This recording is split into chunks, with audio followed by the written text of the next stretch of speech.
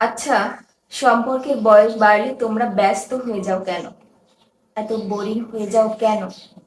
রোজ নিয়ম করে কিছুক্ষণ ভালো মন্দ কথা বললে এতেই শেষ? কেন? মাঝে মাঝে হুটহাট করে কল দিয়ে বলতে পারো তো, আমি তোমাকে মিস করছি, তোমাকে খুব মনে পড়ছে। কিংবা সহজ ভাষায় বলে দিতে পারো, ভালোবাসি তোমাকে। সম্পর্কের যত্ন নিতে শেখো। প্রিয় মানুষটিকে নিজের সর্বোচ্চটা দিয়ে আগলে রাখো। সম্পর্ক ভাঙার সবচেয়ে বড় কারণ হলো অবহেলা। সম্পর্কের বয়স বাড়লে প্রথম অবহেলার নাম হয় ব্যস্ত আছি।